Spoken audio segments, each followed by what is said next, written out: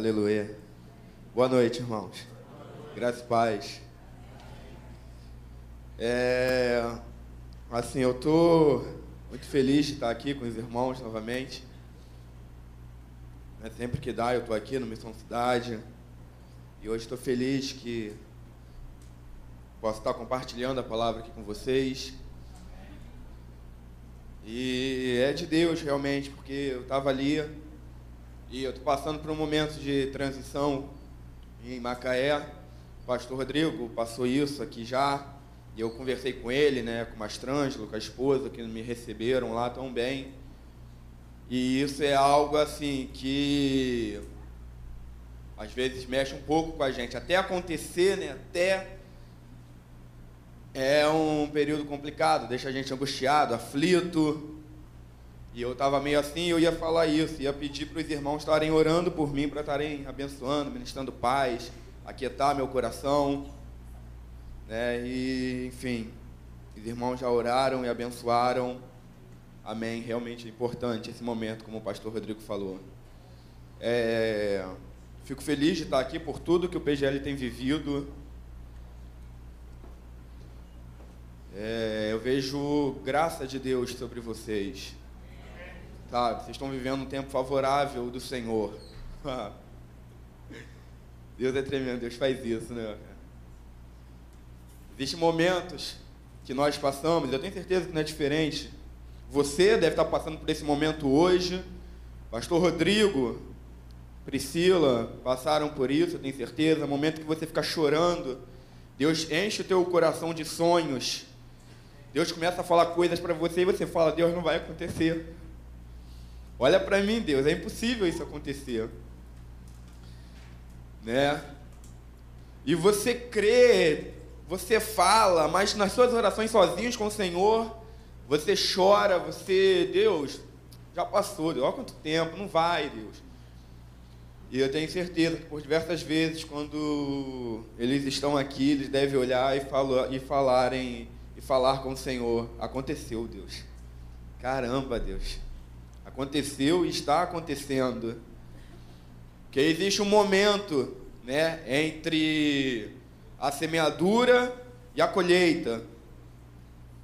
Antes de semear é o momento em que as suas mãos estão cheias ainda de alguma coisa. Você ainda tem algo nas suas mãos. Você tem o quê? Você tem semente.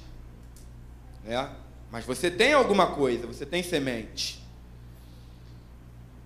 E o plantio é complicado, porque você tem que pegar a única coisa que você tem, e é isso em relação à oferta, em relação ao dinheiro.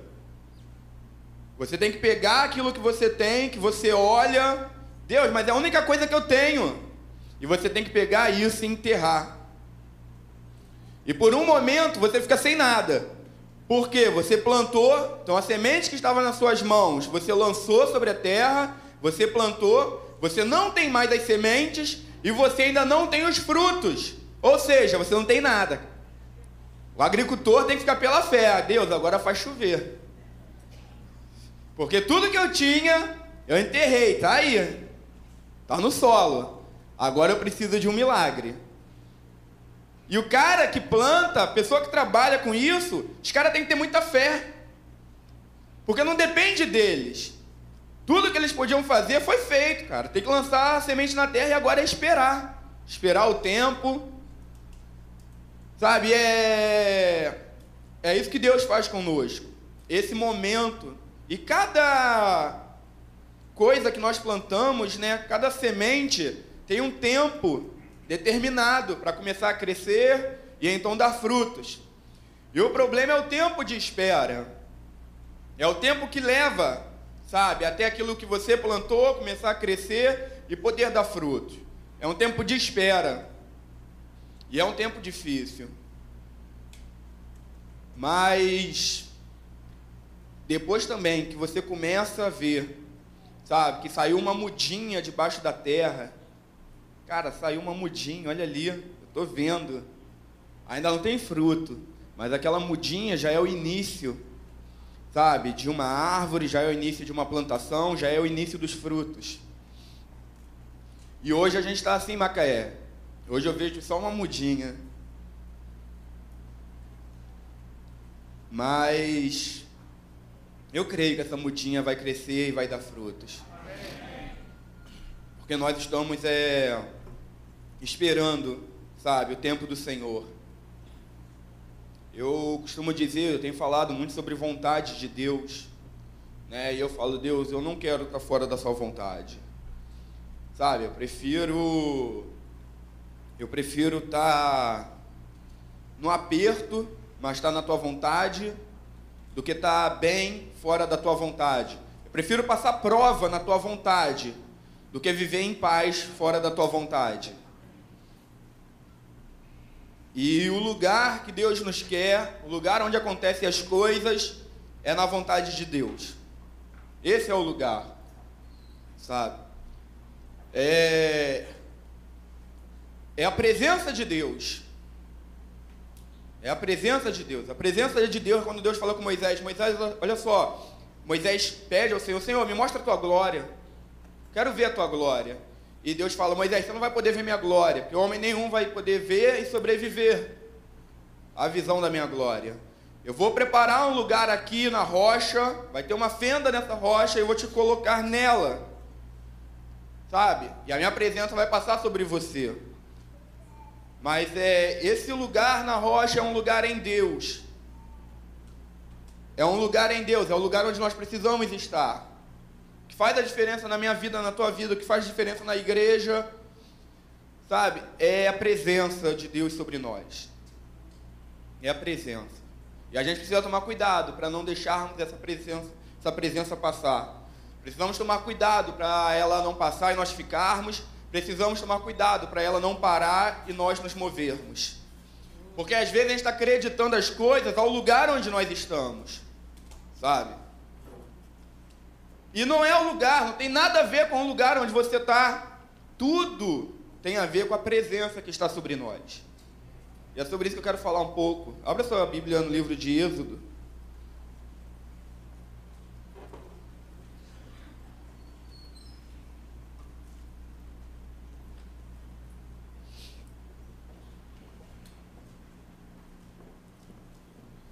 Êxodo capítulo 33. Êxodo 33, verso 12.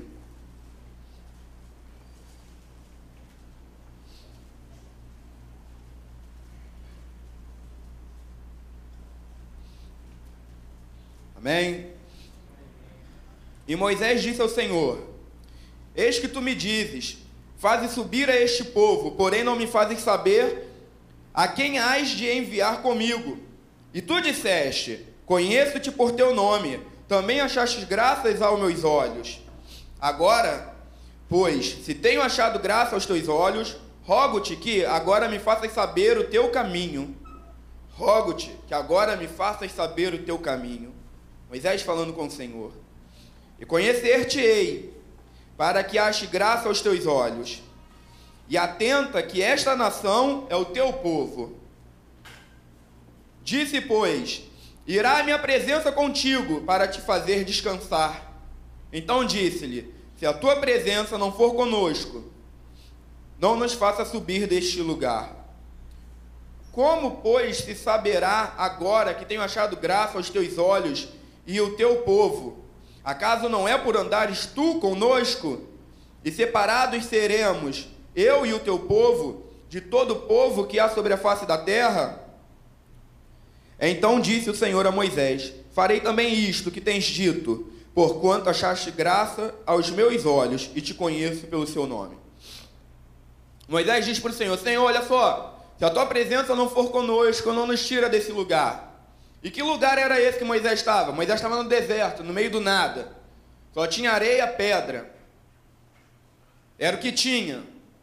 Sabe, mas Moisés fala, Deus, eu prefiro ficar no deserto, eu prefiro ficar nesse lugar onde não tem nada e ter a tua presença entre nós do que sair desse lugar e a tua presença não ir conosco.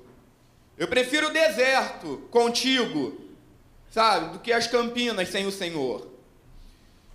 E essa questão da presença de Deus é tão importante que a gente vê Abraão, né, e seu sobrinho Ló, em determinado momento, Deus começa a abençoar Abraão de tal forma que começa a se multiplicar ele, o rebanho dele, o rebanho do seu sobrinho. Em determinado momento eles não podem mais caminhar juntos. E Ló fala, olha só, não dá mais para a gente andar junto, vamos se separar. Vai cada um para o seu lado. E Abraão, sendo o patriarca, sendo o mais velho, ele poderia ter escolhido para onde ele queria ir. Ele poderia ter dito, ó, eu vou para tal lugar e você vai para o outro. Mas Abraão diz para Ló, tá ok, meu sobrinho. Não dá mais para a gente andar junto, vamos ter que nos separar, então amém. Você quer ir para onde?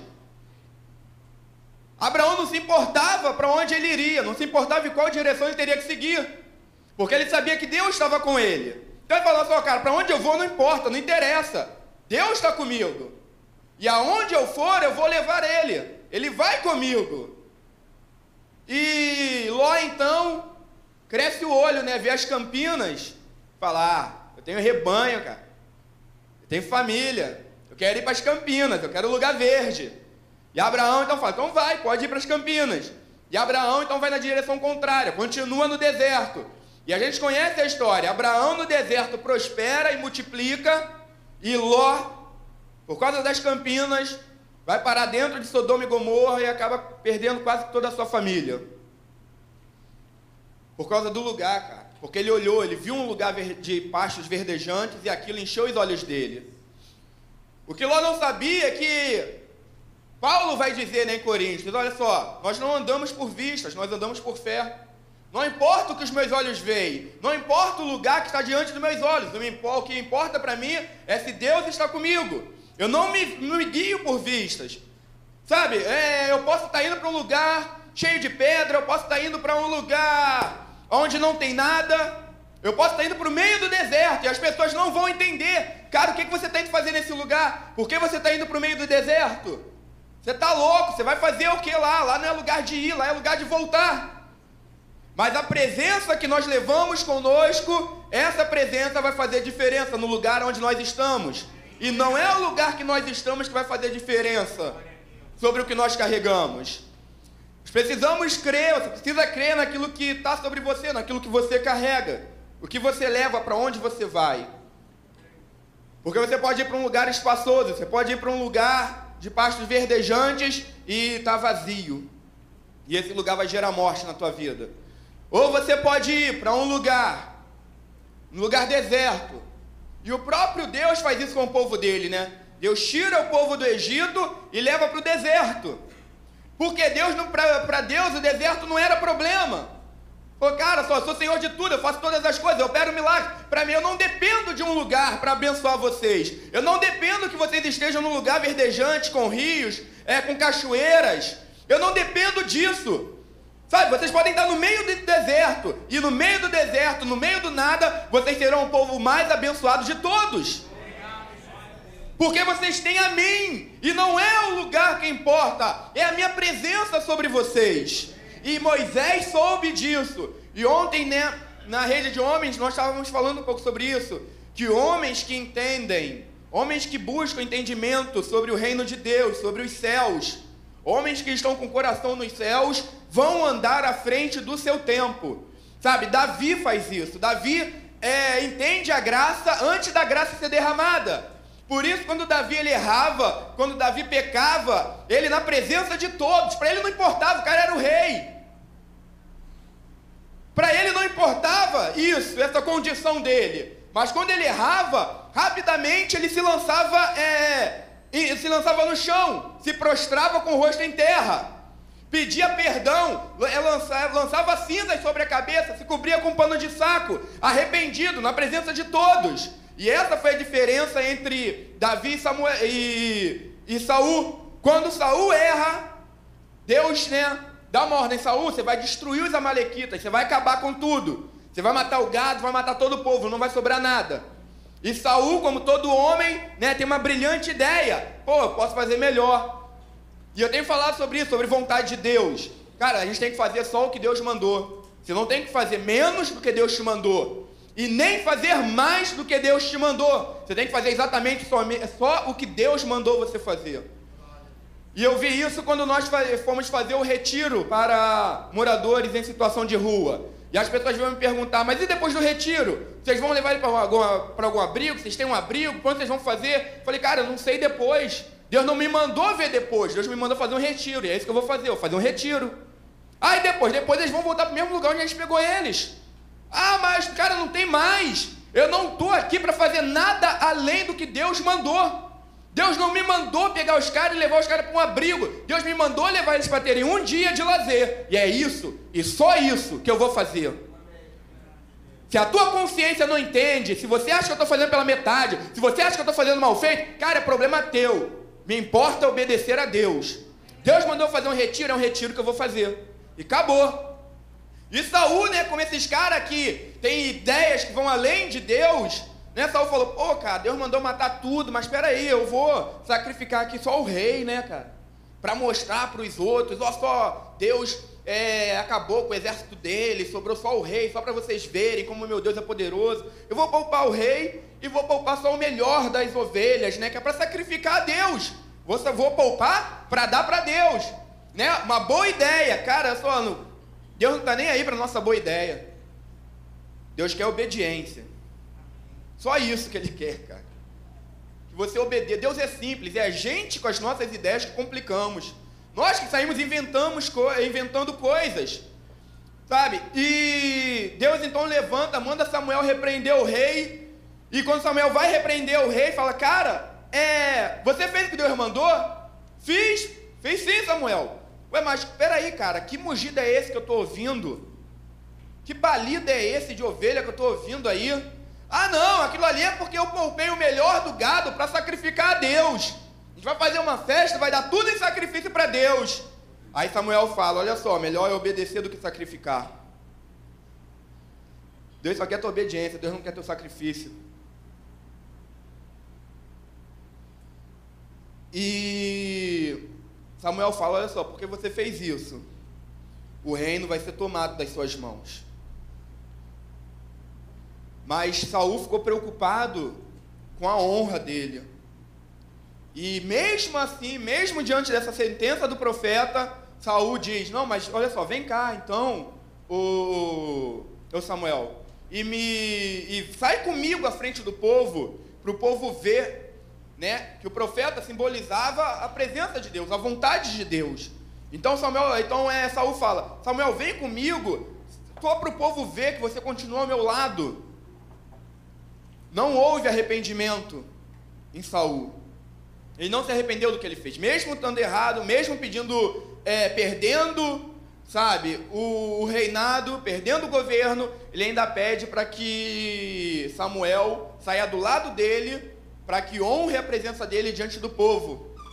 Quando Davi erra, né, adultera, e o profeta entra para repreender Davi, a palavra diz que imediatamente, quando Davi entende que o profeta está falando dele, do pecado dele, ele na presença de todos, ele se lança do seu trono, se cobre com um pano de saco, lança cinzas sobre a cabeça e começa a pedir perdão a Deus. Davi se arrependeu, sabe, não quis honra, não falou, não, vem cá, fala baixo, não fala na frente de todo mundo não, vamos tratar isso só nós dois. Não, na mesma hora, na frente de todos ele se arrependeu. Então sempre que porque ele sabia... Cara, Davi entendeu que Deus era pai antes de Deus se manifestar como um pai. Então isso colocou Davi em vantagem, porque Davi sabia, cara, Deus não quer um homem perfeito, porque o homem nunca vai ser perfeito. Deus quer um homem com o coração quebrantado e contrito, um homem que se arrependa diante dele, um homem que não tenha vergonha de se prostrar, de dizer, Deus, eu errei, me perdoa. Então Davi entendeu que, ainda que ele errasse, Davi cometeu inúmeros erros, não foi só esse, cara. Davi cometeu inúmeros erros, mas sempre que ele era repreendido, sempre que caía a ficha, eu errei, eu pequei, ele se arrependia, na hora, aonde ele estivesse, na frente de todos. Cara, aí Deus vai falar, esse é um homem segundo o meu coração. Então vocês estão entendendo? A gente está buscando perfeição, Deus está buscando arrependimento. Deus não criou o homem para ser perfeito. E às vezes você está com medo de fazer as coisas, com medo de se mover, com medo de errar. Mas deixa eu te falar, você vai errar. E o erro faz parte da tua caminhada. Porque você só vai aprender que você errou se você errar. E essas experiências vão te ensinar. E às vezes a gente não se move por medo de errar. Não, mas eu estou orando para saber qual é a vontade de Deus. Cara, e você fica orando a vida toda e não sai do lugar. Sabe por quê? A vontade, a revelação de Deus é progressiva. Você precisa se mover. E à medida que você se move, Ele vai revelando uma nova parte da vontade dEle. Não adianta você ficar parado e falar, não, quando Deus falar, eu vou. Você tem que se mover. E isso requer fé. É por isso que você tem que se mover antes de Deus falar. Porque aí você, Deus, ó, eu estou indo. Tá? Se o Senhor não fechar a porta, se o Senhor não colocar um muro na minha frente, eu vou, Deus. E às vezes Deus vai fechar a porta. Às vezes Deus vai pôr um muro. Cara, e às vezes você vai dar de cara com o muro. Às vezes você vai recuar, você vai voltar no momento certo. E outras vezes você vai errar. Todos os grandes homens de Deus, a Bíblia traz os erros deles. A Bíblia não esconde. E o que a gente faz? A gente aprende com os erros dele. Deus vai usar os teus erros para te ensinar e para ensinar os outros. O problema não é errar. O problema é você não se arrepender, ter um coração orgulhoso, que não reconhece que errou. Sabe por quê? O erro, cara, isso aí é fácil para Deus tratar, para Deus resolver. Não é difícil. Ele resolve, Ele contorna. Todas as coisas contribuem para o bem daqueles que amam a Deus, que são chamados. Quando Ele diz todas, Ele está dizendo inclusive os teus erros. Eu vou fazer com que no final, tudo contribua para o cumprimento do chamado que eu tenho na tua vida. Até esse erro. E lá na frente você vai entender. Você precisava ter cometido aquele erro. E isso vai te trazer maturidade. Isso vai te trazer experiência. E amanhã você pode aconselhar outros, ensinar outros, segundo aquilo que você fez de errado. Mas só se você, como Davi, cara, eu errei no passado, não faz isso não, porque eu tive a mesma atitude que você. Eu fiz e eu quebrei a cara. Você não precisa. Porque o reino de Deus, a missão que Deus tem que começar a partir de você, a partir de mim. E a partir do lugar que eu estou agora. Não tem esse negócio que quando você erra, você volta lá atrás para começar tudo de novo. Você vai continuar do mesmo lugar que você estava. Você lembra do filho pródigo? Ah, eu vou voltar para casa, vou pedir para o meu pai me receber pelo menos como um servo dele. Né, eu errei, vou chegar, preparou um discurso, pai, me perdoa, eu pequei contra o céu, contra a terra, eu pequei contra o Senhor, me recebe ao menos como um servo teu. E preparou o discurso, ensaiou tudo, e quando ele chega perto do pai, que ele, pai, me perdoa, o pai já estava pulado no pescoço dele, abraçando, beijando. E o pai, olha só, busca o anel, busca a sandália, busca as roupas, que o meu filho voltou. Não volta como servo, você não volta lá do final, você não vai para o final da fila. Isso é o homem que faz, Deus não. Deus te coloca no mesmo lugar que você estava. E é dali para frente, cara. É dali para frente que continua a história. Então por isso nós temos que entender essas coisas, sabe? E andar como esses homens, como Davi, como Moisés, como Jó, como tantos outros, como Abraão, que se colocaram à frente do seu tempo por buscarem a vontade de Deus, por buscarem o coração de Deus para a vida deles. E isso te coloca em vantagem, te faz andar na frente. E Moisés entende isso, quando ele diz, cara, não importa o lugar onde nós estamos, não importa se nós estamos no deserto, se Deus estiver conosco, o deserto vai florescer. Se Deus estiver conosco, o milagre vai acontecer. E Deus estava dizendo isso quando Deus tira o povo do Egito. Olha só, vocês vão agora andar pelo deserto, cara. Mas não se preocupe, porque eu vou estar com vocês. Êxodo aí, ó. 40, 34. Êxodo 40, 34.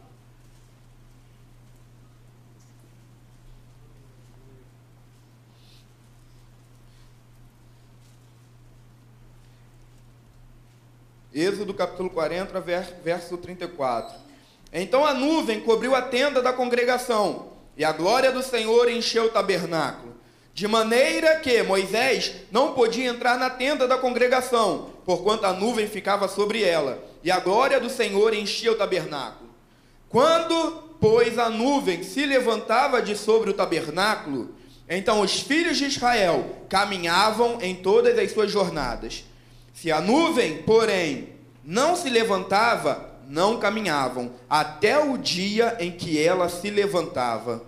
Porquanto a nuvem do Senhor estava de dia sobre o tabernáculo, e o fogo estava de noite sobre ele, perante os olhos de toda a casa de Israel, em todas as suas jornadas.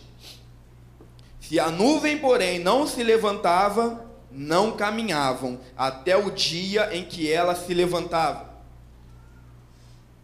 Nós temos que estar alinhados com os céus. Deus te chamou para isso, para você andar alinhado com os céus. Sabe, Moisés, eu acho que eu já falei isso aqui. Moisés, quando ele acordava pela manhã, Moisés não ligava a televisão para saber do jornal. Ah, deixa eu ver como é que está o tempo. Cara, Moisés não estava nem aí para o tempo. Vou ligar a televisão, deixa eu ver como está a bolsa de valores. Moisés não estava nem aí. Eu vou ligar a televisão para ver se o dólar caiu, se o dólar subiu. Moisés não estava nem aí para nada disso. Moisés, quando acordava, não pegava o celular. Deixa eu ver aqui no WhatsApp se chegou mensagem. Deixa eu ver aqui meu Facebook. Deixa eu ver aqui, deixa eu atualizar aqui o status. Cara, Moisés não fazia isso quando ele se levantava. Quando Moisés se levantava, quando ele acordava pela manhã, a primeira coisa que ele fazia ao sair da tenda era olhar para os céus, para ver, deixa eu ver em qual direção a nuvem está indo. Deixa eu ver em qual direção aqui o Senhor está apontando. Deixa eu ver se a nuvem está parada ou se ele começou a se mover.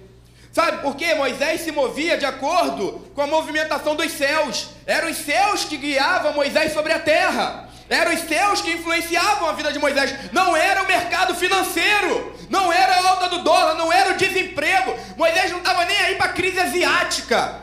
Cara, eram os céus que movimentavam a vida dele. Ele só queria saber uma coisa. A única notícia que importava para Moisés era: deixa eu ver em qual direção a nuvem está indo nessa manhã. Eram os céus que ditavam a direção do povo. Você está entendendo que o que Deus tem para... a tua vontade tem que ser orientada pelos céus, pela movimentação dos céus. São os céus que devem influenciar a nossa jornada na terra. Nós estamos seguindo uma direção que vem do alto, cara. Não importa se o mercado quebrou, não importa se os Estados Unidos quebrou, não importa se o banco faliu. Cara, no céu não existe nada disso. É por isso que nós anunciamos um reino. Para dizer, a crise só existe nesse mundo. Nós somos de um lugar onde não existe nada disso. Só que por que nós ainda não fazemos isso? Porque nós estamos achando que vamos herdar o reino quando nós morrermos. Esse é o problema. Efésios.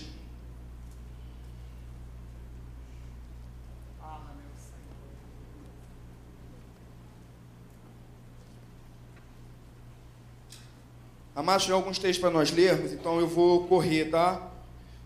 Para nós podermos concluir. Efésios capítulo 1, a partir do verso 3. Bendito Deus e Pai de nosso Senhor Jesus Cristo, o qual nos abençoou com todas as bênçãos espirituais nos lugares celestiais em Cristo. É nesse lugar que você foi abençoado, nos lugares celestiais em Cristo. Como também nos elegeu nele, antes da fundação do mundo, para que fôssemos santos e irrepreensíveis diante dele em caridade, e nos predestinou para filhos de adoção por Jesus Cristo, para si mesmo, segundo o beneplácito da sua vontade, para louvor e glória da sua graça, pela qual nos fez agradáveis a si no amado, em quem temos a redenção pelo seu sangue, a remissão das ofensas, segundo a riqueza da sua graça, que ele fez abundar para consolo e em toda a sabedoria e prudência, descobrindo-nos o mistério da sua vontade, segundo o seu beneplácito, que propusera em si, de tornar a congregar em Cristo todas as coisas, na dispensação da plenitude dos tempos, tanto as que estão nos céus, como as que estão na terra. É a oração de Cristo: seja feita a tua vontade, assim na terra como no céu. O desejo do Pai é que hoje haja uma junção de céus e terra. De tornar, o verso 10, de tornar a congregar em Cristo. Mas está em Cristo, só em Cristo pode acontecer essa junção. Só em Cristo céus e terras podem se unir. É através dele. Os homens tentaram fazer isso através de uma torre, Babel, uma torre que chegasse até os céus. Deus falou: não é através dos seus esforços que vocês vão chegar aos céus. Os céus vão descer até vocês. Não através de uma torre, mas a partir de um homem, do meu Filho, Jesus Cristo. de tornar a congregar em Cristo todas as coisas, na dispensação da plenitude dos tempos, tanto as que estão nos céus, como as que estão na terra. Nele digo, em quem também fomos feitos herança, havendo sido predestinados conforme o propósito daquele que faz todas as coisas segundo o conselho da sua vontade. Vamos aí ao capítulo 2, verso 1.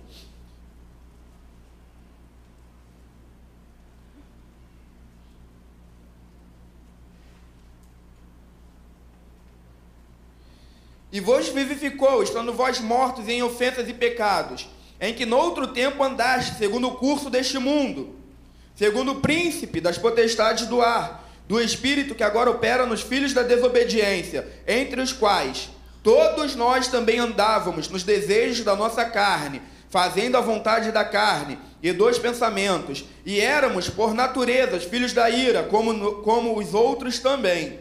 Mas Deus, que é riquíssimo em misericórdia, pelo seu muito amor com que nos amou, estando nós ainda mortos em nossas ofensas, nos vivificou juntamente com Cristo, pela graça sois salvos, e nos ressuscitou juntamente com Ele, e nos fez assentar nos lugares celestiais, em Cristo Jesus, para mostrar nos séculos vindouros as abundantes riquezas da sua graça, pela sua benignidade para conosco em Cristo Jesus. E nos ressuscitou juntamente com Ele, nos fez assentar nos lugares celestiais em Cristo. Ele já te pôs assentado. Você não vai herdar o reino quando você morrer. Sabe? E essa realidade é hoje, é para agora. Colossenses. Existe uma passagem em Colossenses que eu amo. Colossenses capítulo 3. Não, aqui ó, vamos ver aqui ó, capítulo 1. Verso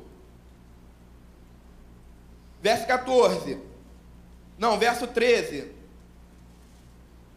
O qual nos tirou da potestade das trevas e nos transportou para o reino do Filho do seu amor.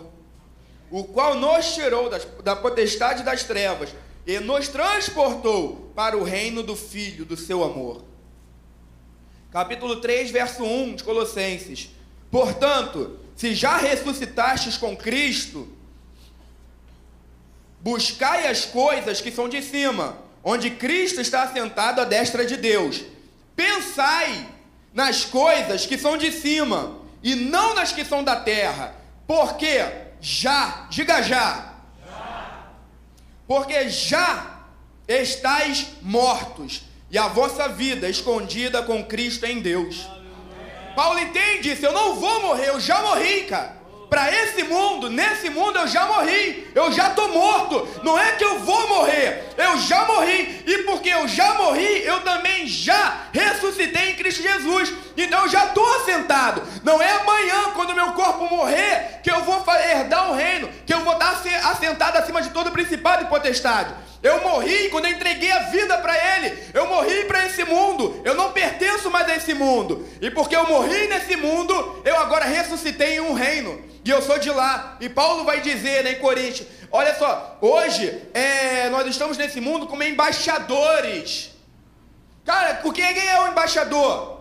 O embaixador é o cara de um país que está em outro representando o país dele. Essa é a nossa função, é isso que nós somos. Então Paulo entendeu, cara, para eu ser o embaixador de Cristo nesse mundo, é preciso então que eu não seja nesse mundo.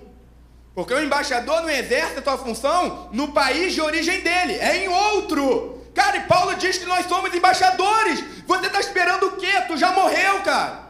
Para de andar conforme o curso desse mundo. Não deixa esse mundo nortear a tua vida. Você é do alto, você é dos céus, de um lugar onde não existe crise, inflação, enfermidade, morte, choro, pranto, nada disso. E porque nós somos de lá, porque nós somos embaixadores de lá, é que nós temos poder e autoridade para manifestar a realidade desse reino aqui. Por que você pode expulsar o demônio? Porque você tem autoridade sobre ele. Por quê? Porque ele, Cristo, te colocou assentado acima de todo principado e potestade. Você está acima deles. Por isso você pode expulsá-los, porque você é de um reino onde eles não têm poder, onde eles não têm domínio. Por que você pode ministrar cura? Por que você pode operar milagres? Por que você pode empurrar essa realidade? Por que você pode baixar os céus sobre a terra? Porque você pertence a um lugar que está acima desse mundo. Deus te chamou para isso, você precisa crer nisso. E aí entra a parte do sobrenatural de Deus, cara. Só que, por que nós não andamos nessa operação? Porque nós ainda achamos que fazemos parte desse mundo. Aí as crises, os problemas, as lutas, as dores desse mundo causam aflição em nós, porque nós ainda estamos nos comportando como se dependêssemos desse mundo. Cara, tu vai passar luta, vai ter dificuldade sim, mas em tudo isso você é mais que vencedor, você já venceu, sabe? E você precisa passar tudo isso para as pessoas que não conhecem a Jesus, para eles verem que, cara, a vida dele é diferente, é igual a minha. Nosso casamento é igual, nossos filhos são iguais, nossa vida diária, nossa luta diária é tudo igual, mas com uma diferença: nós não nos abatemos. Nós não, é o que Paulo vai dizer, olha só, em tudo perseguido, em tudo abatido. Cara, mas a gente não deprime, a gente não para, a gente não cessa. A gente não cai pelo caminho, porque nós somos fortalecidos com uma realidade que vem do alto, e tudo isso vai acontecer, sabe? A palavra diz que o povo durante 40 anos no deserto, as sandálias não se gastaram, os vestidos, as roupas não rasgaram, eles não passaram fome no deserto, Deus proveu tudo. Eu fico com pena das mulheres, no deserto, que elas foram as mulheres mais fora de moda de todo o deserto. Porque foi 40 anos usando a mesma sandália e as mesmas roupas. Então imagina, a mulherada aí de vez em quando, quando encontrava uma mulher lá do Egito, de Moab, de qualquer lugar, não, minha moda é vintage. É estilo retrô. É nada, é que não envelhecia mesmo, a sandália não acabava nunca. Não havia, numa congregação de quase 3 milhões de pessoas, não havia nenhum enfermo entre eles. Quando os caras foram sair do Egito, quem não tinha perna, cresceu perna. Quem não tinha braço, cresceu braço. Foi milagre, cara. Dá glória a Deus, igreja, pelo amor de Deus. Deus fez isso acontecer.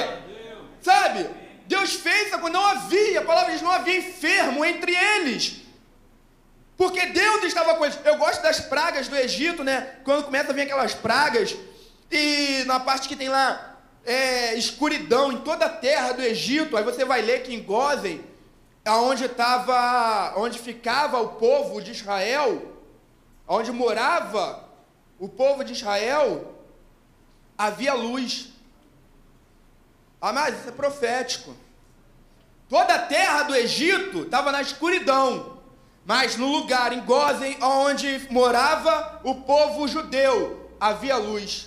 Naquele lugar havia luz. O Egito representa o quê? Hoje, o sistema mundano. Representa o sistema que nós vivemos hoje, o sistema mundano. O mundo todo está como o Egito, em trevas. Mas aonde está o povo de Deus, existe luz. Nós somos a luz.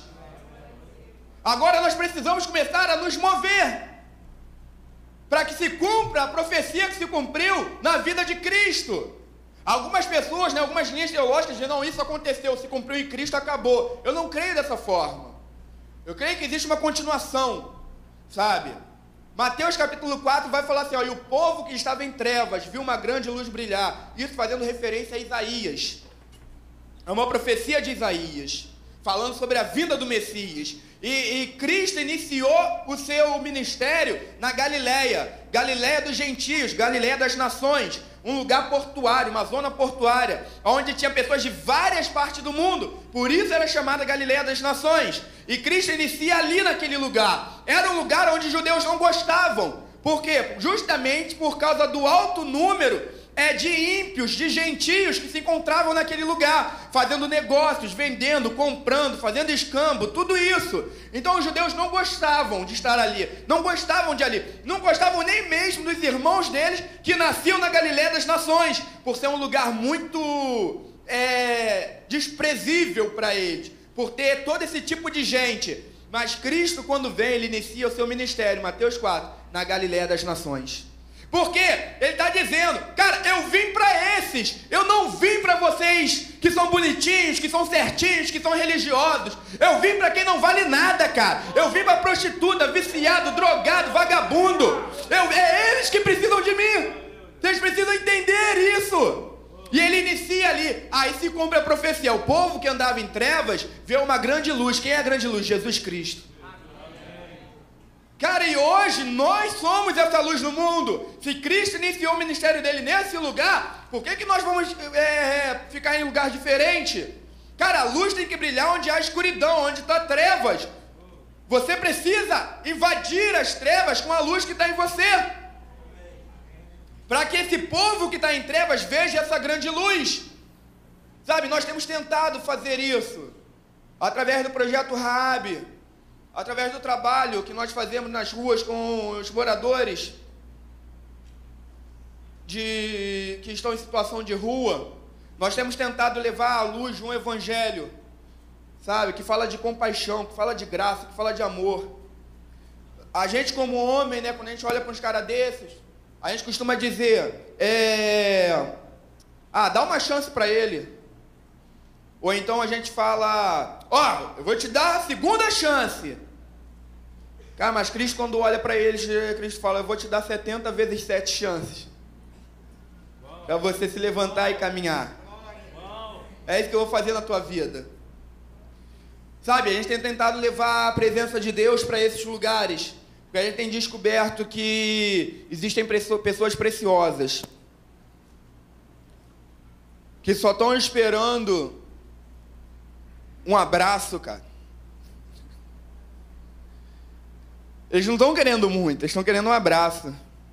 Pessoas que só querem atenção, só querem ser ouvidas. É com muita luta, né? O pastor Rodrigo sabe, tem acompanhado, eu converso com ele.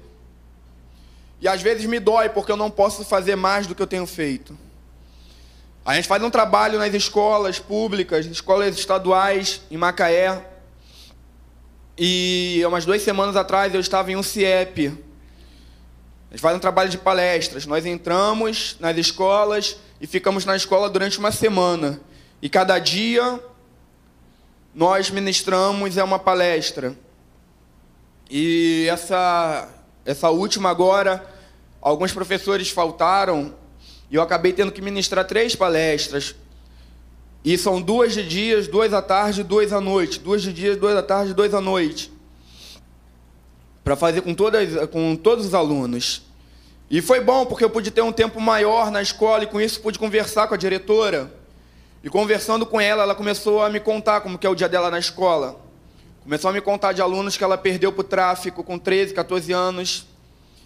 De pessoas que foram mortas, de pessoas que foram assassinadas, de pessoas que estão na escola, de jovens que estão lá. E ela diretora, cara. E ela passava, olha aqui, esse aqui, ó, tá me dando um trabalho.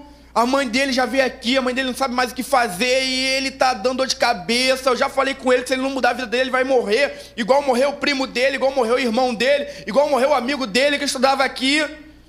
Mas que eu não consigo largar ele, eu amo esse menino. E foi assim, e aí toda hora passavam, aquele ali é isso, aquele ali já tomou 2 tiros, aquele ali foi jurado de morte, aquele dali que não sei lá. E eu fiquei vendo aquilo, cara, e eu segurei as lágrimas assim do lado dela, que eu me sentia impotente. Eu falei, Deus, cadê a tua igreja? E ela falou, cara, a nossa escola está de portas abertas, quando vocês quiserem voltar, quando vocês quiserem trabalhar aqui, dia que vocês quiserem, qualquer coisa que vocês quiserem fazer. E não é só lá. Em outras escolas também a gente tem ouvido. Sempre, quando a gente termina esse trabalho, os diretores choram. Os professores choram. Quando que vocês vão voltar? Não demora para voltar, não. E todos eles vêm falar a mesma coisa, porque é nítido a mudança na vida deles. A gente tem visto, eles começam a comentar, sabe, do que vocês têm falado, de como isso tem transformado, tem influenciado eles. E eu falo, Deus, cadê a tua igreja? Nossos alunos, nossas crianças de 14 anos, cara. Porque são crianças. Hoje existe uma discussão, né, sobre Código Penal. Não, mas eu acho que não é criança. É criança, cara. A questão é é que eles estão tendo que amadurecer na marra. Porque o mundo está difícil, está complicado. Sabe, então as responsabilidades vêm muito cedo. Às vezes é criança de 13 anos, criança, menina de 7 anos, cuidando da irmãzinha de 2 anos, porque a mãe foi trabalhar. Então com 10, com 11, com 12 anos elas estão engravidando, porque com 7 anos elas tomaram a responsabilidade que era de adulto, não era para ela.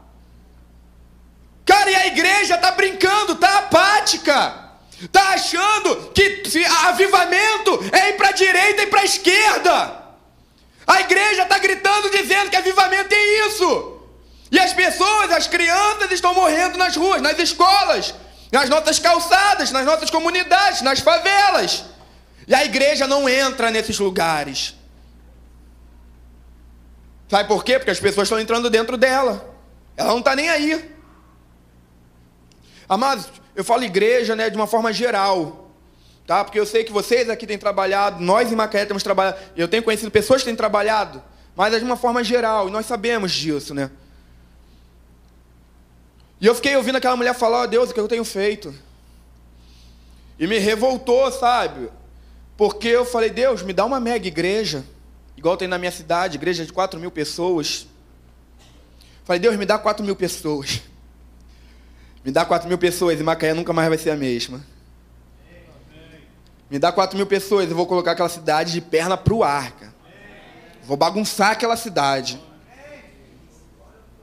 O que prefeito não faz, o que vereador não faz, que deveriam fazer, mas que não fazem, eu não tô nem aí, eu não vou ficar brigando. Ah, você tinha que fazer, não. Cara, não fez, azar, eu não vou perder tempo contigo, eu vou fazer. Ah, mas a escola não é responsabilidade da igreja.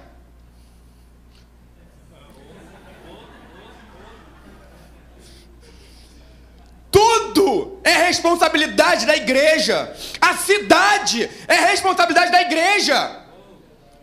A igreja precisa entender isso. Se a minha cidade está do jeito que está, não é porque não tem polícia, não é porque não tem governo, não é porque não tem isso, não tem... Não, é porque eu não tenho feito nada.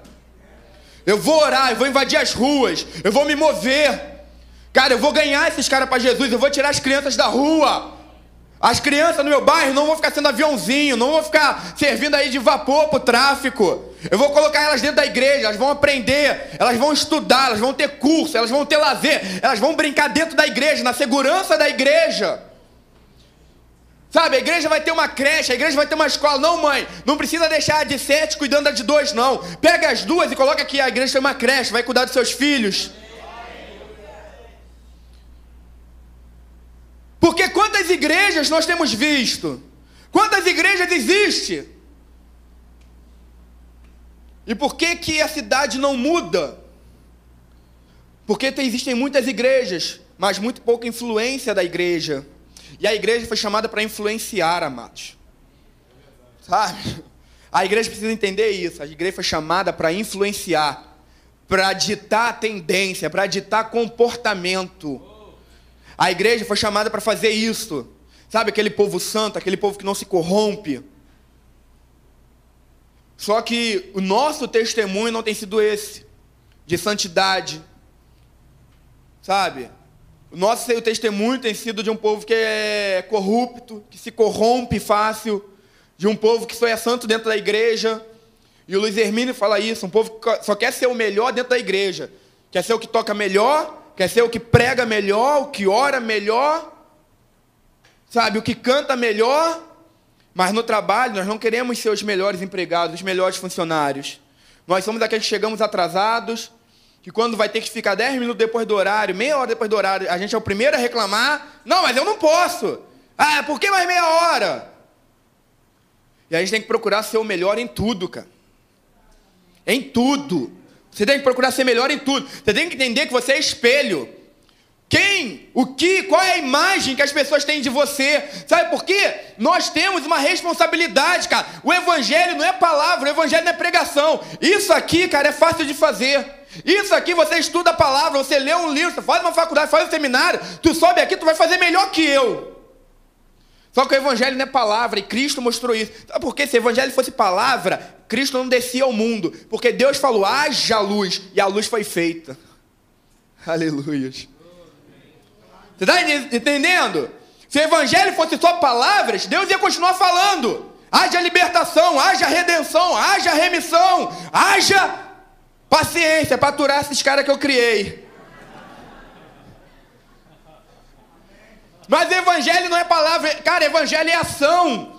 Evangelho é testemunho, é vida. Por isso Cristo deixou uma vida na cruz, para mostrar evangelho. Não é pregação de domingo, não é o louvor que você canta aqui. Evangelho é uma vida que você dá para Deus, igual Cristo fez na cruz. Toma, Deus, é tua.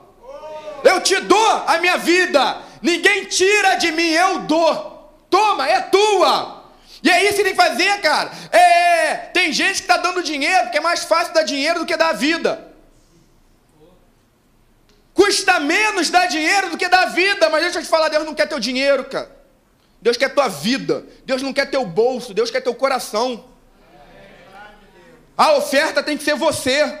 Não adianta você, não, vou dar o dinheiro, mas pastor, não mexe comigo não quero me envolver em nada. Quero só ficar sentadinho aqui. Deus quer a tua vida. A tua vida é a oferta, a tua vida é o ministério, a tua vida é a canção, cara. Dá a tua vida é adoração. Adoração não é você cantar, abrir os braços, não. Na macumba acontece isso, em tudo quanto é lugar acontece isso. Adoração é vida que você dá para Ele. Deus, toda a minha vida eu te dou. Usa ela, consome ela na tua causa, na tua obra, no teu evangelho. Toda a minha vida eu vou largar ela por aí, Deus. Porque foi o exemplo que nós tivemos dos apóstolos. Todos foram martirizados até a morte. Deram a vida, não recuaram, não cederam, não negaram. Morreram sem nada. E hoje a gente vive um evangelho que Deus vai te dar tudo. Cara, quem te dá tudo é o diabo. Foi Satanás que falou para Jesus: olha só, se prostrado me adorares, eu te dou tudo isso. Cuidado com os caras que estão te prometendo mundos e fundos. Quem fez isso foi Satanás com Cristo. E hoje a gente tem aceitado tudo aquilo que Cristo recusou. Eu não quero nada disso, Satanás. Eu não vou te adorar.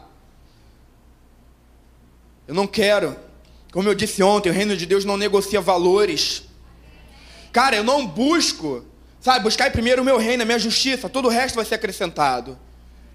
E eu tenho falado isso, e é difícil, que algumas pessoas às vezes pegam só metade da pregação, né? Pega só uma parte. Aí fala, tá vendo só? É por isso que eu não quero igreja, o negócio é ficar na rua mesmo, é reunir na praça. Não faz isso não, deixa esse menino na fé. Tá?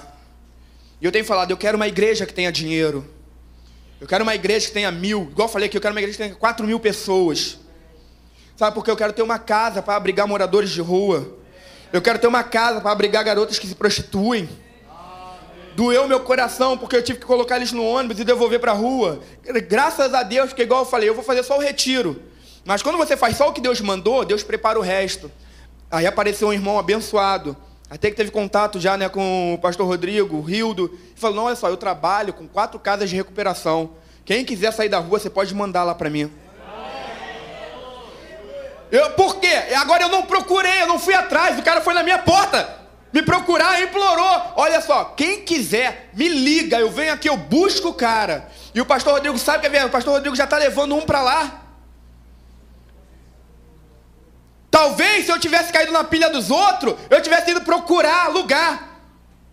E talvez não encontrasse, talvez não enviasse, Deus não enviasse ele até a minha porta. Mas porque eu falei, Deus, eu vou fazer só o que o Senhor mandou. Aí Deus enviou ele até a minha porta.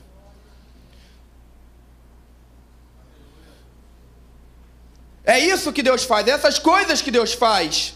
É assim que Deus age, amados. Sabe, as pessoas aí estão... Então eu quero, eu preciso, porque sem dinheiro eu não vou poder manter uma casa. Sem dinheiro, ali ó, o Geração Livre, ali, o espaço Geração Livre vai fechar. Se não tiver dinheiro, tem conta para pagar, tem gastos. Então eu não sou louco de falar, não, eu vou ficar reunindo na rua, aqui ninguém oferta. Cara, isso daí é confusão de Satanás. Porque ele sabe que sem dinheiro você vai ficar sempre ali, com aquele povinho fazendo as mesmas coisas. E a nossa visão tem que ser de alcançar a nossa cidade. Como eu falei ontem, cara, Deus me chamou para pastorear a cidade. Deus tem chamado vocês para pastorear a cidade de vocês. Vocês são pastores dessa cidade. Vocês são pastores do bairro onde vocês moram. Cabe a vocês dar direção, dar palavra, dar consolo. Então, quando você entende isso, sabe, Deus vai te dar tudo. Mas nós não buscamos, igual eu falo, Deus, olha só, eu estou indo em direção à tua vontade, Deus. A tua vontade está aqui, eu estou indo em direção à tua vontade. Aqui pode ter casa, aqui pode ter carro, ali pode ter dinheiro. Eu não vou ir buscar casa, eu não vou ir buscar o dinheiro, nada disso. O que o Senhor tiver para a minha vida, vai ter que estar entre eu e o Senhor, vai ter que estar nesse caminho. Se o Senhor tiver uma casa, ela vai estar aqui, eu passei, cheguei na casa. Se o Senhor tiver um salário de 10 mil, 20 mil reais, estou indo na tua direção, eu não me desvio, Deus. É a tua direção que eu estou buscando. Mas no meio do caminho tinha um salário, tinha um bom emprego. Então é a vontade de Deus para mim. Então não é errado você ter essas coisas, não é pecado, amados. O pecado é você viu a casa que está ali, a vontade de Deus para a tua vida está aqui. É você se desviar do teu caminho para ir buscar a casa. É isso que é errado. Mas todas as bênçãos, diga todas. Todas as bênçãos que estiverem entre eu e o Senhor, eu quero. E eu digo isso para Deus. Eu falo, Deus, eu quero tudo. Tudo que o Senhor tem para a minha vida. Tudo que o Senhor tiver para a minha vida, eu quero. Só que eu não vou buscar nada. O meu alvo é o Senhor. O meu objetivo é o Senhor. Então tudo isso vai ter que estar no caminho entre eu e o Senhor. E vai chegar na minha vida naturalmente. Vai acontecer naturalmente. Porque na verdade, amado, nós estamos buscando isso. Buscando os céus, manifestar essa realidade dos céus sobre a terra. Sabe, é uma igreja que influencia, uma igreja que muda a sua cidade. Uma igreja que eu fico sonhando com isso e eu falo, Deus, eu quero fechar a zona daqui de Macaé. Eu quero acabar com esse prostíbulo. Eu quero arrancar todas essas meninas dali, Deus. Arrancar todas. E depois o cara vir falar comigo, cara, some da minha frente, eu não te suporto, eu odeio você. Por quê, rapaz? Você acabou com o meu comércio, não tem mais uma menina se prostituindo para mim. Esse é o meu sonho, é o que eu quero. Sabe, meu sonho é passar na rodoviária de Macaé e não ver mais nenhum morador de rua. Saber que eles estão sendo cuidados, estão sendo amados, estão sendo abraçados, estão aprendendo a ler, a escrever, estão aprendendo uma profissão, estão trabalhando e que depois saíram dali, se casaram, constituíram família, cresceram, avançaram. Cara, e a igreja é chamada para isso. Para mudar essa realidade, para transformar isso. Mas para isso acontecer, a gente tem que deixar de ser influenciado pelas coisas que são desse mundo. Porque nós já morremos. Buscai. Olha o que Paulo diz, gente, pelo amor de Deus. Ouça, talvez, de tudo que eu falei, sabe, você só fique com isso, mas fique com isso. Paulo vai dizer, buscai as coisas que são de cima. Busca o que é de cima, para de buscar as coisas dessa terra. Mostra quais são as atitudes, mostra com a tua vida o que te influencia, quem te guia. Mostra que você é movido pelos céus. Sabe por quê? Se nós deixarmos de ser movidos pelos céus, nós vamos nos perder sobre a terra. A nossa direção, cara, chega de viver uma vida vertical. Sabe, chega de viver uma vida horizontal, uma adoração horizontal, uma pregação horizontal, um trabalho horizontal, aonde vem do homem e de volta para o homem. Viva verticalmente, receba de Deus, receba do alto, receba dos céus. Seja cheio com isso e libere então à medida que você recebe. É para isso que Deus nos chamou, cara. Deus quer te encher dos céus, mas às vezes nós estamos cheios com as coisas desse mundo. Aí não tem espaço para entrar. Aí quando nós vamos liberar, quando nós vamos falar, não tem impacto, não causa mudança. Por quê? Porque você está falando de coisas do mundo. Cara, eu estou cansado de falar com crente que só fala de coisa mundana comigo. Eu não tenho paciência. Não dá, cara. Eu estou buscando uma revelação dos céus. Eu estou querendo que nem Estevão, cara. Sabe por que Estevão aguentou cada pedrada? Sabe por que ele não murmurou? Sabe por que ele não voltou atrás, cara? Estavam jogando pedra. Sabe? Não era confete, não era... Era pedra.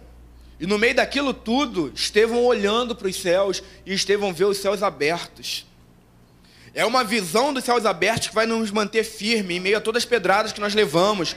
É olhar e ver os céus, é olhar e ver o Senhor assentado em um alto e sublime trono, assim como Isaías viu. Sabe, Isaías vem murmurando, Isaías vem falando mal de todo mundo. Sabe, quando você conhecer um crente assim que fala mal da vida de todo mundo, você fala assim, mas está precisando de ver o Senhor. Está precisando ver o Senhor, está precisando de uma revelação de Deus. Sabe, porque Isaías, cara, vem marretando todo mundo, ai de fulano, ai de ciclano, e ai. De repente ele vê os céus abertos e vê o Senhor assentado em um alto e sublime trono. Quando ele vê o Senhor, ele não quer mais saber de ninguém, que se dane cada um com seu pecado. Quer saber de uma coisa? Ai de mim. Na hora que ele vê Deus, ele fala, ai de mim, não estou nem aí para você, irmão. Resolve você com Deus, Deus tem misericórdia de mim, conserta a minha vida, olha só, toca nos meus lábios, arranca essa impureza. Porque quando você vê o Senhor, você é revelado em Deus, cara. Você se vê em Deus. Aí você começa a entender, cara, olha só, eu preciso consertar a minha vida. Eu preciso consertar a minha vida. Quando a palavra diz, olha só, vigiai e orai, não é para você vigiar a vida do irmão, é para você vigiar a tua vida, cara. E às vezes a gente está vigiando a vida do irmão. Vigia a tua vida. E quando nós quando nós temos essa visão de um céu aberto, contemplamos o Senhor, o temor dele cai sobre nós. E isso serve então para alinhar a nossa vida. Cara, enquanto vocês, hoje o PGL, eu tenho visto, conversei isso com o pastor, vocês têm vivido um tempo de graça, Deus tem Eu lembro uma vez que eu estava ministrando na casa lá, quando a igreja era ainda na sala de casa, né? E um dia Deus veio, desceu com força sobre nós, e naquele dia Deus falou, olha só, vou tirar vocês daqui, eu vou levar vocês para um lugar, que é o lugar onde nós estamos hoje. E naquela noite, eu falei assim, amados, olha só, o tempo da graça chegou. Deus sorriu para nós. E eu via o Senhor sorrindo, eu entendi que era um tempo de graça. Porque é isso que a palavra diz, isso, Deus ri, sabe, de todos os inimigos dele. Ele ri, ele olha e fala, vocês estão malucos, vocês não sabem com quem vocês estão se metendo. É isso que Deus faz. Sabe, vocês têm vivido um tempo de graça nesse lugar, Deus está sorrindo para vocês. Eu queria já falar isso com o Rodrigo já há algum tempo, cara, eu tenho visto, sabe, tudo que vocês têm feito, como Deus tem aberto portas para vocês, aonde vocês têm chegado, aonde vocês têm alcançado. Isso é graça de Deus. Sabe, existe graça de Deus, é favor de Deus. Por quê? Porque vocês estão sobre a nuvem, sobre a presença. E as coisas acontecem quando estamos debaixo da presença. Não é o lugar onde nós estamos, é a presença que está sobre nós. Então é preciso andar alinhado, olhando. Quando a nuvem se move, nós nos movemos. Quando a nuvem para, nós paramos. Pastor, nós vamos ficar? Vamos. Ah, mas pastor, olha ali, pastor, o que está acontecendo? Cara, não me importa o que está acontecendo ali. O que me importa é o que está acontecendo lá. Lá. A nossa direção vem de lá. Aqui, pode cair 1000 ao meu lado, 10.000 à minha direita, mas eu não vou ser atingido. A minha direção vem do alto, o meu socorro vem do Senhor, que criou céus e terras. Eu não me movo, eu não me abalo por aquilo que acontece nesse mundo, nessa terra. São os céus que ditam o meu caminho. É de lá que eu aguardo a minha direção. Sabe? E enquanto nós nos movermos assim, debaixo dessa nuvem, debaixo dessa presença, os milagres vão nos acompanhar. Aí se cumpre Deuteronômio 28. Você não segue a bênção, você não vai atrás da bênção. As bênçãos vêm atrás de você. Por quê? Porque você está indo atrás de Deus. Você está seguindo Deus. Então as nuvens, as bênçãos estão vindo atrás de você. E hoje não mudou. O povo seguia a movimentação dos céus, o povo seguia uma nuvem. E a palavra que Jesus dá para os discípulos é essa, olha só, as minhas ovelhas reconhecem a minha voz, e elas me seguem, porque elas conhecem a minha voz. Hoje nós continuamos seguindo uma direção que vem do alto, continuamos seguindo a Jesus Cristo, é Ele que nos guia, é Ele que nos move, a direção vem dEle para nossas vidas. Sabe, não é a correria do mundo, tem que ir, mas tem que ir por quê? Não, porque está todo mundo indo, não, nós não temos que ir porque está todo mundo indo. A gente só sai desse lugar quando a nuvem que está sobre nós se mover. Amém, amados? Cadê o abençoado aqui do teclado? Uma bênção ele. Ô, glória.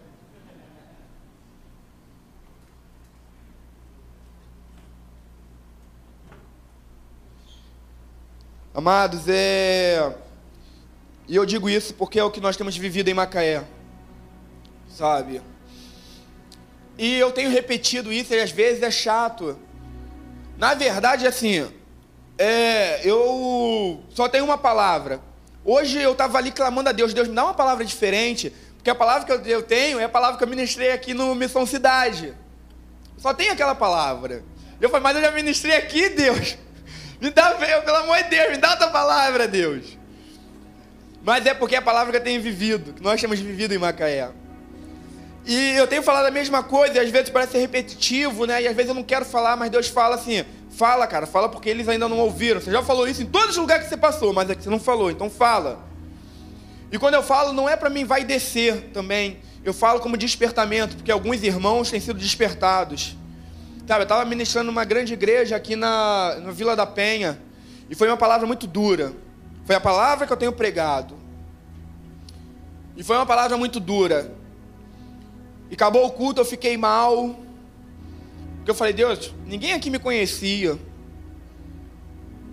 Talvez eles possam me interpretar mal, porque aqui talvez o pastor Rodrigo, pelo que a gente tem caminhado, eu louvo a Deus pela vida do pastor Rodrigo. O pastor Rodrigo um dia desses me ligou e pastoreou a minha vida. Uma ligação que ele fez, ele ligou, eu te liguei para falar uma coisa, mas Deus, mas ficou 1 hora e tanto no telefone. Sabe, então, mas o pastor então já me conhece, ele conhece um pouco do meu coração, que eu revelo meu coração, para quem eu conheço eu abro meu coração. E alguns homens falam, cara, você não pode falar isso não, você tem que, sabe, você tem que se preservar, as pessoas não precisam saber disso, não, eu falo, as pessoas precisam saber de tudo. As pessoas precisam saber que eu sou ser humano, que eu vou errar, mas quando eu errar eu vou ser que nem Davi. Errei, me perdoem, eu errei. Eu não sou super-homem, eu não sou Jesus Cristo. Eu vou errar, como Davi errou, como Moisés errou, como Abraão errou. Nós iremos errar, então eu conto tudo, eu sou transparente, quero ser. Sabe, então quando eu em alguns lugares eu fico com medo de ter mal interpretado, por não conhecerem a minha vida. Mas enfim, aqui vocês têm acompanhado, né? Um pouco do que a gente tem feito, das minhas lutas, das minhas dificuldades. E eu ministrei nessa igreja e foi uma palavra assim, muito difícil. E eu saí de lá mal, porque eu falei, não me conhecem aqui, talvez possam pensar mal de mim. E passou, ministrei num sábado, passou domingo, eu fiquei mal ainda, arrasado. E na segunda-feira ainda mal, pensando na palavra que eu tinha dado no sábado, o líder de jovens lá, que foi num congresso de jovens, me ligou e falou, pastor, é só para confirmar que a sua vinda aqui foi uma bênção, tá? E isso nunca tinha acontecido. Eu vou nos lugares e depois ninguém me liga. Graças a Deus, que também não ligam para reclamar. Né? Então não ligam nem para falar bem, nem para falar mal. Amém. E pela primeira vez, me ligaram. Depois de 2 dias. Porque Deus nos conhece, nós somos filhos dele. Sabe? E Deus sabe como você é por dentro. Salmo 103. Eu amo esse salmo. Deus conhece a sua estrutura. Conhece a sua estrutura, Ele sabe o que você aguenta, Ele sabe o que você comporta, Ele sabe como você é por dentro. E pela primeira vez me ligaram na segunda-feira e ele estava dizendo, é só para dizer que foi bênção, pastor, tá? Eu quero dizer que hoje nós tivemos uma reunião aqui com os jovens e os jovens vieram me falar que estava eu, os outros pastores da igreja, e vieram falar que é inadmissível uma igreja do tamanho da nossa não fazer nada nas ruas da cidade. E nós já vamos começar com um trabalho na praça que tem aqui abaixo da igreja. Nós vamos começar a fazer algo. Então eu só estou te ligando para falar isso. E por que eu estou dizendo isso? Porque eu tenho falado nesses lugares, e é uma das coisas que causou assim tamanha revolta neles. Porque é uma igreja de mais de 3.000 membros, um congresso que eu fui tinha uns 500 jovens, e eles falaram que não aceitaram aquela situação.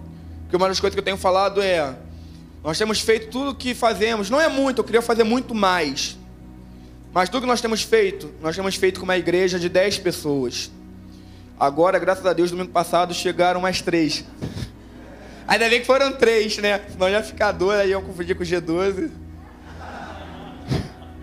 Mas chegou 3, aí foi para 13. Sabe, com 10 pessoas, nós começamos a fazer com 10 pessoas.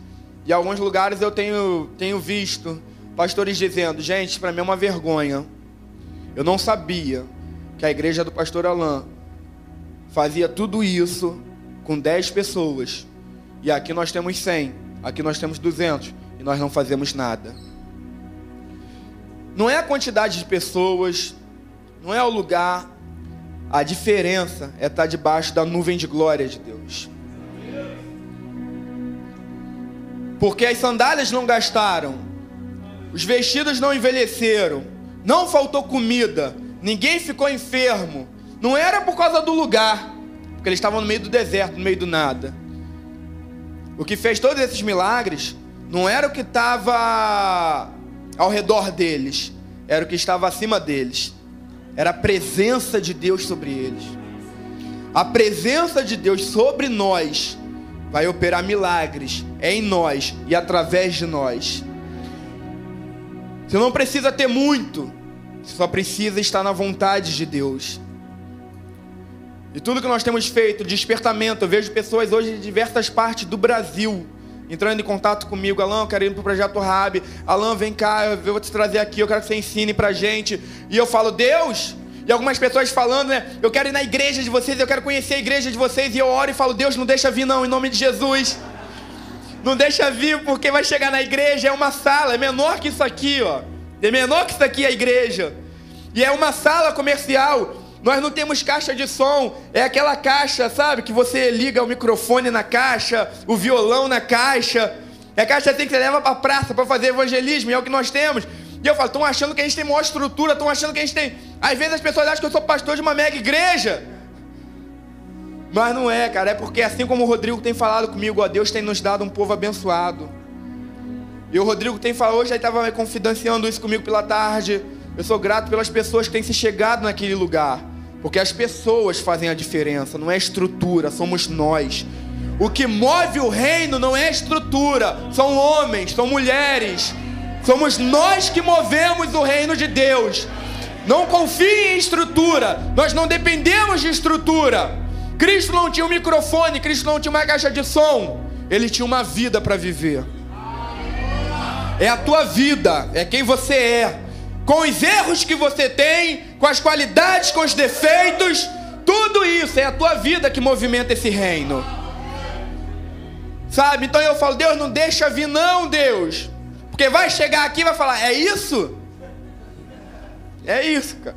É essa caixa de som, sabe? É essa sala, é essas cadeiras, é 2 ventiladores, um de cada lado. E é isso. Mas é isso que é o Mevã em Macaé, é isso que é o Mevã em Macaé. É isso que é o Projeto Rab, é isso que é o Projeto Rab. Mas como que vocês têm alcançado? Cara, não é o que nós temos, é a nuvem que está sobre nós.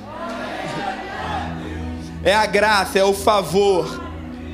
Não é o que temos, é o que carregamos, é o que levamos, é essa presença, é esse reino. O reino de Deus não está lá, o reino de Deus não está aqui, o reino de Deus está dentro de vós, está entre vós. É isso que faz a diferença, é esse reino que você carrega. Libera esse reino, deixa fluir esse reino. Impõe as suas mãos, cure os enfermos. Deus não te mandou orar pelos enfermos, Ele te mandou curar os enfermos. Liberte os cativos, quebre algemas, profetiza sobre as vidas, ressuscite mortos. O reino de Deus, o poder, a virtude do reino está dentro de nós. Nós carregamos isso. E num tempo onde as pessoas têm se voltado para as estruturas, eles olham para nós e veem somente simplicidade. Porque é só o que nós temos. Mas deixa eu falar algo, eu sonho, e nós vamos ter um dia, em nome de Jesus, uma igreja como essa. Eu quero. Porque eu quero transtornar a minha cidade. Eu quero que digam de nós o mesmo que disseram dos discípulos de Cristo.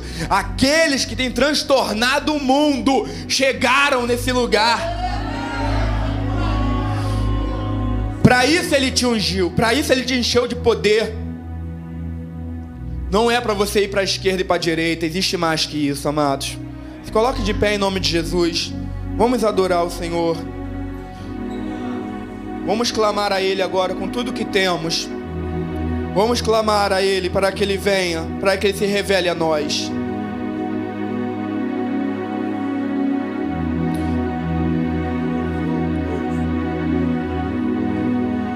Oh! Oh! Oh, Deus!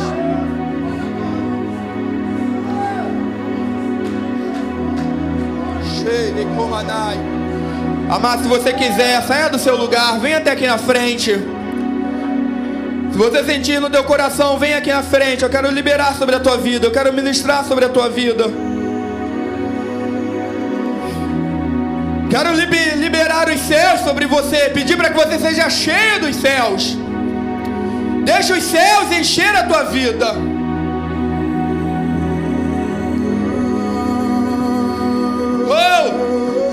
Ore como Moisés orou. Rogo-te, ó Deus, que me mostres a tua glória. Rogo-te, ó Deus, que me mostres a tua glória, Senhor. Nesse lugar, nessa noite. Eu não quero ouro, eu não quero prata. Eu não quero o que esse mundo pode corromper, o que esse mundo vai ficar. Eu quero aquilo que tem peso eterno. Eu quero aquilo que é dos céus. Eu quero a tua glória, Deus. Enche-me com a tua glória, Deus.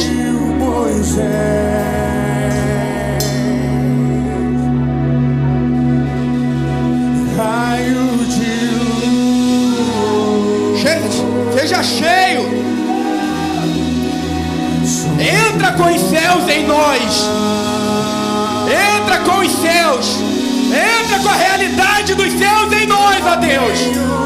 Oh! Cheire segundo os céus. Cheire segundo a vontade de Deus. Libera os céus. Libera os céus nesse lugar, ó Deus.